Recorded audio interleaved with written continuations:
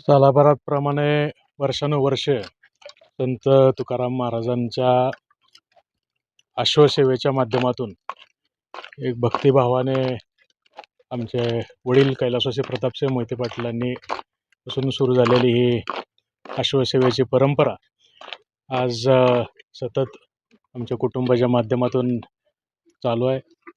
अतिशय भावनिक क्षण हा आमच्यासाठी असतो, कारण तुकाराम महाराजांच्या पालखीमध्ये एक अश्वाच्या माध्यमातून एक सेवा ही आमच्या कुटुंबातून घडते. तुकाराम महाराजांची पालखीचं रिंगण हे अकलूजमध्ये दरवर्षी होतं आणि बलराज हा अश्व त्यांनी आत्तापर्यंत अनेक वाऱ्या तुकाराम महाराजांच्या पालखीमध्ये केलेल्या आहेत आणि अतिशय चांगल्या पद्धतीनं रिंगण सोहळासुद्धा हा बलराज घोडा पार पाडतो. बलराज हा मारवाड जातीचा घोडा आहे आणि अतिशय शुभलक्षणी हा तुकाराम महाराजांच्या चरणी सेवेसाठी आपण पाठवत असतो.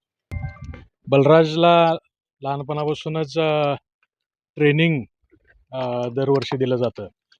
म्हणजे पालखीच्या आधी विशेषतः 6 महिन्यांपासून त्याचा खुराक आणि ट्रेनिंग रबेट हे सुरू होतून जातं. त्यामुळे आपण पाहतो की पालखीमध्ये लाथ मारणं किंवा कोणाला चावणं असं कधी आजपर्यंत या घोड्याने केलं नाही. जातिवंत असा हा घोडा असल्यामुळे, शुभलक्षणी असल्यामुळे त्याचे लक्षणही त्याच्या वारीच्या सेवेच्या माध्यमातून आपल्याला पाहायला मिळते. बलराज हा मारवाड जातीचा अश्व आहे आणि उदयपूर पॅलेसमध्ये राजतिलक नावाचा घोडा जे उदयपूरचे महाराणा स्वर्गीय अरविंदसिंगजी मेवाड साहेबांनी ब्रीड केला होता. त्याचा मुलगा जयराज आणि जयराजचा मुलगा बलराज असं एक अतिशय जुनं ब्लडलाईनचा हा बलराज घोडा आहे.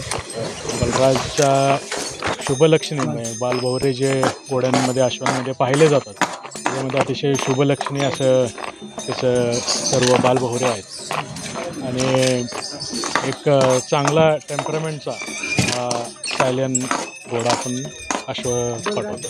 बलराज अश्वाची आता ही जवळजवळ 5वं वर्ष आहे त्याचं. याच्या आधी सरकार नावाचा घोडा अश्वसेवा देत होता आणि अतिशय